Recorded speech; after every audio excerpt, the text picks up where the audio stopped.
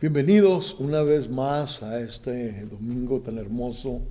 Estaremos trayendo la palabra del Señor en tiempos tan difíciles, en tiempos que hemos mirado cómo ha cambiado y cómo ha marcado a toda la sociedad.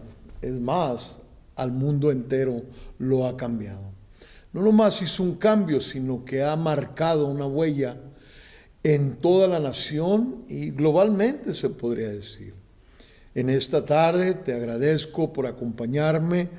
Me gustaría entrar a la palabra porque hay algo que me llama mucho la atención, que tanto en aquel día como en estos días que estamos viviendo, es algo paralelo, no igual, pero algo que marcó las vidas de los discípulos del Señor. Y se utilizó una situación para poder reconocer lo que Dios quería hacer en su vida. Si tú tienes tu palabra contigo ahí, si me puedes acompañar en el libro de los Hechos, capítulo 1, sabemos muchos la historia de todo esto. Y si algún día tomas tu tiempo, puedes leer todo el capítulo. Voy a hacer un hincapié nomás en varios puntos para poder lograr entender lo que estaba sucediendo en aquel entonces. En el versículo 6 de Hechos capítulo 1, le hacen una pregunta al Señor porque en ese momento sus mentes estaban en otro lugar. Sus mentes estaban llenas de tantas situaciones que estaban sucediendo a su alrededor. En ese momento, todos esos 40 días, 50 días que estuvieron en todo lo que se llamaba esa fiesta, ellos estaban con sus mentes completamente, se podría decir, en blanco. ¿Por qué te digo esto? Porque el Señor estaba tratando de llevar a cabo algo porque les había prometido una promesa que se tenía que cumplir. Pero ellos estaban enfocados en otra situación. Y la pregunta fue esta. Le hicieron esta pregunta: ¿restaurarás el reino a Israel en este tiempo? En pocas palabras, ellos estaban queriendo saber si Roma iba a ser quitado y ellos iban a tener ya su gobierno. Su pregunta de ellos era buena, era legítima, pero Dios tenía otra cosa en mente. Hoy en día podemos darnos cuenta que hay muchas preguntas en nuestra sociedad. Preguntas que nos llevan a ese punto de desesperación. Preguntas que nos llevan a ese punto donde preguntamos qué irá a suceder.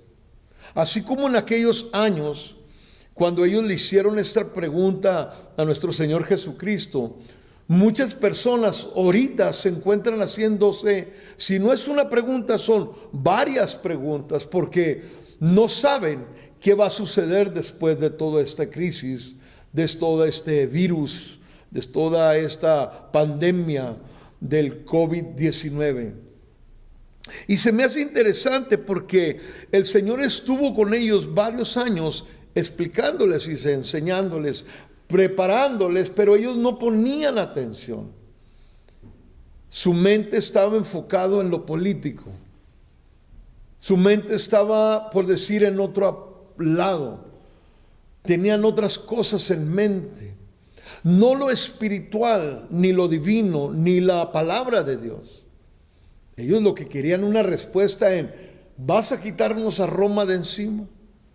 Y eran palabras y eran preguntas legítimas, como lo digo. Y hoy en día estamos igual. Por ejemplo, si podemos darnos cuenta ahorita, hay resultados de todo lo que está sucediendo que son fatales. Muertes que van de crecimiento, personas que se encuentran infectados ya con este virus, personas que se encuentran en un estado ya crítico. Y obviamente las preguntas surgen. ¿Por qué? Porque no sabemos qué está sucediendo. Es más, me atrevo a decir que a muchos de ellos ahorita se sienten indefensos, se sienten desesperados, se sienten angustiados y no saben qué hacer. Los discípulos se sentían igual. ¿Por qué? Porque acababa de suceder algo tan grande que no nomás marcó sus vidas, sino que también cambió la historia. Esto que está sucediendo en nuestro alrededor, en todo nuestro mundo, también va a ser un cambio en la historia. Va a ser algo que va a marcar para siempre. Como en la historia ha sucedido otras pandemias que se han marcado y han dejado huella. Esta va a ser lo mismo. Va a marcar algo en nuestra sociedad, en todo nuestro mundo entero. Y es obvio que nuestras preguntas surgen. Por ejemplo, ¿qué va a pasar con mi familia? Preguntas como, ¿qué va a pasar con aquellos que no están enfermos, pero necesitan llevarse a un hospital? ¿Qué va a suceder con mi trabajo? ¿Qué va a suceder con la economía? ¿Qué va a suceder con mi empleo? ¿Regresaré una vez más al mismo lugar, a la misma posición? ¿Regresaré una vez más a tener mi mismo salario? ¿Qué de mis ahorros? ¿Qué de mi 401k, 401k? ¿Qué pasa con todos esos ahorros que hice? ¿Qué sucede con el país? Cuando empieza todo empieza a decaer. Falta aquí, falta allá. Preguntas como, ¿qué va a pasar con la salud? ¿Qué va a suceder con todo lo que tenga que ver en el hospital, los médicos? ¿Qué va a suceder con todo eso? ¿Dónde se sale el dinero? ¿Dónde se saca para las comidas? ¿Dónde empieza la educación? ¿Cómo irá a quedar nuestros hijos? Son preguntas legítimas, créanmelo. Son preguntas que se pueden hacer. Pero si se da cuenta, cuando ellos hacen esta pregunta, el Señor contesta bien sencillo, suave.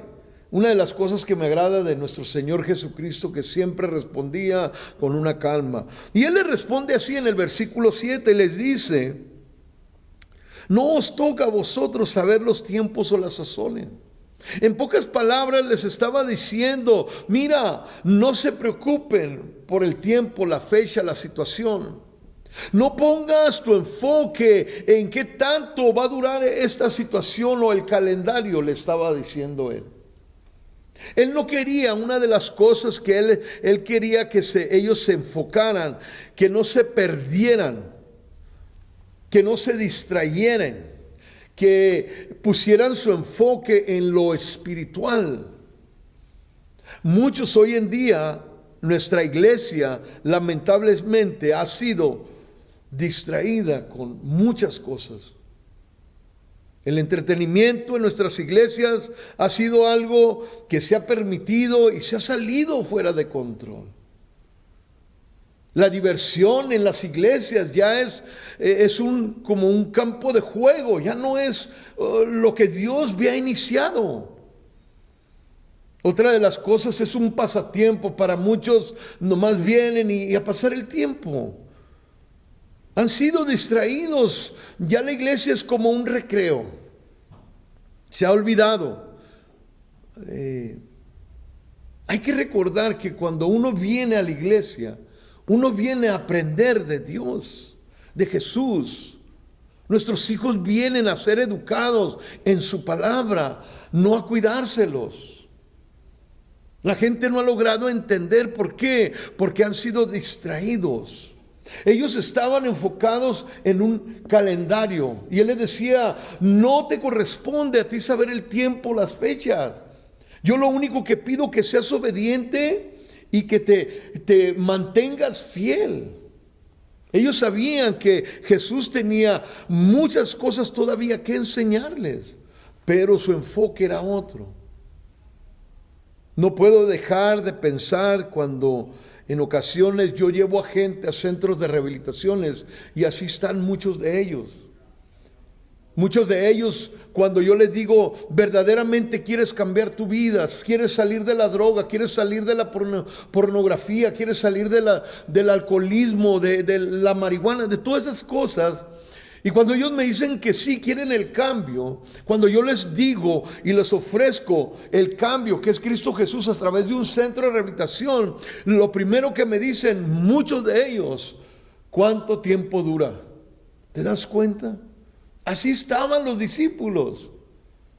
¿Vas a restaurarle el reino a Israel? En pocas palabras, gente me dice: ¿cuánto voy a durar ahí? Tienen 30 años echando a perder su vida y quieren todo arreglarlo en 2 días.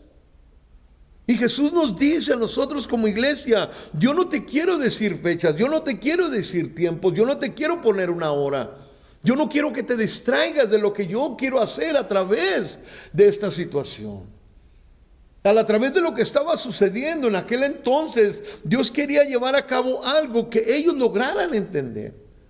Pero ellos, su enfoque era otro. Hoy en día la iglesia está enfocada en tantas otras cosas y no en Cristo Jesús.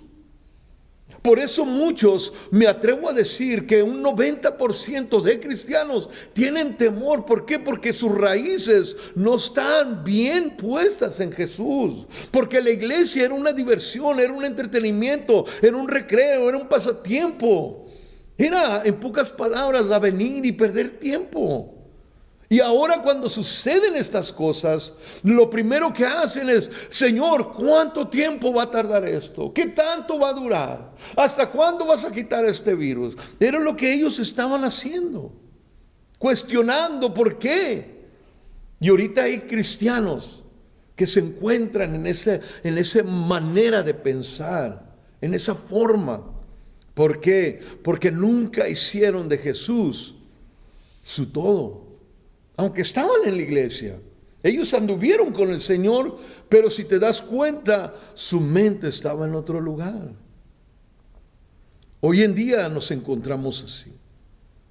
Algo bien interesante también que me llama la atención de estos versículos, que cuando Él habla, Él les dice estas cosas bien sencillo. Entonces dice que Él fue elevado al cielo. Y en el versículo 12 me llama la atención porque dice así: entonces volvieron a Jerusalén desde el monte que se llama del Olivar, el cual está cerca de Jerusalén, camino de un día de reposo. Y luego dice el versículo 13: y entrando, subieron al aposento alto donde moraba Pedro, Jacobo, y nombra a todos los discípulos, todos sus seguidores. Qué interesante que, fíjese bien, en una situación todos tuvieron que regresar a Jerusalén. ¿No se da cuenta que el Señor, en cierta forma y en muchas maneras, está utilizando todo lo de allá afuera para que usted y yo regresemos a nuestros hogares? Que regresemos a casa una vez más. Es algo interesante. ¿Por qué? Porque hemos perdido todo aquello de nuestros hogares. Me he dado cuenta que hay padres de familia que ahorita se están dando cuenta qué tipo de hijos tienen, qué tipo de hijas tienen. ¿Por qué? Porque no han puesto esa atención. El afán y las cosas de la vida le han llamado la atención, el trabajo, doble trabajo, tienen tantas y tantas cosas, muchos quehaceres. ¿Y qué es lo que pasa? Que se ha perdido todo aquel vínculo familiar. Y Jesús utilizó aquel entonces la promesa del Espíritu Santo para que ellos fueran y se reunieran y esperaran en casa. Ahora Jesús, o nuestro Señor Dios, está utilizando este virus para que todos regresemos a casa y empiecemos a valorar todo aquello que Él nos ha dado. Se ha perdido aquel cariño, aquel amor, aquel abrazo por el hijo, la hija, aquel tiempo, aquellos minutos, aquellos momentos de sentarse en su casa, en su mesa y conversar, platicar. Se ha perdido esos momentos. Usted no puede negar que la tecnología ha tomado el control de todo eso y se ha perdido la comunicación entre padre, madre, hijo, hija, entre parejas. Y es por eso que el Señor, ¿qué hace? Una situación como esa, regresaron a casa. Una situación como la que está sucediendo, nos ha regresado a casa. Muchos piensan, estoy encerrado en casa. No, usted no está encerrado en casa. Usted está salvo en casa. No lo confunda. Usted se encuentra salvo, seguro, que no le vaya a suceder nada, pero a la vez tiene que entender que hay cosas que ha dejado usted de hacer, que necesita empezar a hacer una vez más. Por ejemplo, cuando usted se da cuenta en estos versículos, si usted los lee, lo primero que sale y resale fuertemente, dice que ellos se encontraban orando. Si esto no hubiera sucedido, si este virus, si esta cosa no hubiera pasado, pregúntese usted mismo, ¿estuviera usted orando? ¿Estuviera en esa comunicación con el Señor, en esa súplica, en ese ruego? Muchos de ustedes saben que no lo estuvieran haciendo, porque tenemos la costumbre de hacer oraciones de 5 minutos y ya. Yo les llamo oraciones de Mickey Mouse. Microondas, entra, le das vuelta y ya. Esos son los tipos de oraciones que nos aventamos hoy en día.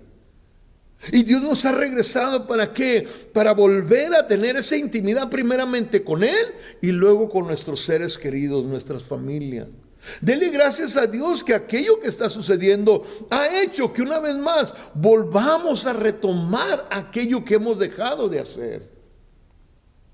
Ellos estaban en unidad, ¿por qué? Porque estaban por suceder algo grande y fuerte que iba a cambiar la historia. Acuérdese que regresar a casa va a haber cambios, va a haber ajustes, va a haber cosas que habíamos dejado de hacer, que necesitamos empezar a volver a hacer.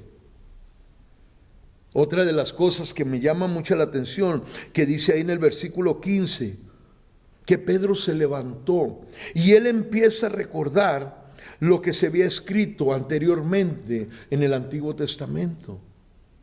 ¿Se fija qué interesante el regresar a casa? Dos cosas que sobresalen, la oración y lo que él hizo, la palabra. Muchos de nosotros era necesario regresar una vez a casa para levantar este libro. Estamos tan entretenidos con otras cosas que ya ni leemos nuestra palabra. Es más, me atrevo a decir, muchos somos fanáticos de nomás predicadores, pero no levantamos la Biblia. Me atrevo a decir que hay gente que se avienta un predicador, otro predicador, pero no hable su Biblia y ellos se ponen a solas. Quieren buscar palabra, pero no la buscan aquí, la buscan a través de un televisor. Sus hijos ven eso, ellos lo miran, pero también ven su actitud, su desesperación, su temor, su miedo, su angustia, su incertidumbre. ¿Usted cree que ellos no se dan cuenta? Claro. Esto es lo que hicieron, que la oración y la palabra, rápidamente eso fue lo que llenó el hogar, que el Espíritu Santo se moviera. Hubo una presencia tan hermosa. ¿Por qué? Porque dos cosas que son de suma importancia: la oración y la Biblia. Tenemos que regresar a nuestros hogares. Tenemos que regresar a nuestros principios, lo que es tener ese tiempo de devocional con Él y leer nuestra palabra. Que nuestros hijos vean nuestro momento que tenemos con Él. Y luego resalta algo también bien interesante, que dice que cuando ellos estaban haciendo eso, en aquel entonces tenía que haber una persona que tomara el lugar de Judas. Y en esta ocasión le cayó a una persona que se llamaba Matías. Usted lo puede leer en el versículo 26. Ellos tenían que elegir. Hoy en día nosotros tenemos que elegir. Tenemos que hacer decisiones rápidos. Una cosa que he aprendido en estos días: puede hacer excusas o puede salir adelante, pero no puede tener las dos al mismo tiempo. O hace excusas o sale adelante, pero no puede tener las dos al mismo tiempo. Ellos tenían que hacer una elección, y rápido, porque el Señor estaba por moverse. Nosotros como iglesia tenemos que empezar a elegir, a regresar a casa y empezar a poner los principios que Dios nos ha dado. ¿Para qué? Para poder ver la gloria de Dios. Se habla de un tercer avivamiento, se habla de una despertar en toda esta nación, y qué bonito, pero creo que aquellos que estén metidos en el Espíritu Santo son los que van a tener esa experiencia en estos tiempos. Bien interesante, porque hoy en día lo espiritual para muchos no es agradable, es más, ni les llama la atención. Cuando se trata del Espíritu Santo y que Él se mueva, para muchos no les llama la atención. Y déjeme decirle, qué bonito, cómo encaja esta palabra con lo que está sucediendo ahorita. ¿Por qué le digo esto? Porque sabemos que, fíjese bien, el Espíritu Santo, uno de los símbolos es también aliento. El Señor Jesús en el libro de Juan dice que sopló aliento en sus discípulos. Recibieron el Espíritu Santo, pero hasta que estuvieron el día de Pentecostés en ese hogar, en ese aposento, fue cuando se manifestó. Cuando los llevó a casa, cuando empezaron a orar, cuando empezaron a buscar en la palabra, cuando empezaron a tomar decisiones, fue cuando se derramó el Espíritu Santo. En este día el Espíritu Santo se quiere mover en tu hogar, se quiere derramar, se quiere manifestar, pero va a depender de ti. ¿Qué eliges? ¿Qué decisión tomas como cabeza de hogar? Se me hace tan curioso que esto es una afección respiratoria, o sea, se centra nomás en los pulmones, en la área nasal de lo que respiramos. ¿No te has dado cuenta que el Espíritu Santo también como aliento se va y se mueve por todos lados? Él quiere traer ese aliento de vida a tu hogar, a tu familia, a ti una vez más, a levantarte como lo hizo en aquel entonces, y utilizó aquel día. ¿Para qué? Para que ellos estuvieran en un solo sentir. Que tú y yo estemos en un sentir de ¿qué? De que el Espíritu Santo se mueva. El Espíritu Santo quiere moverse en estos momentos.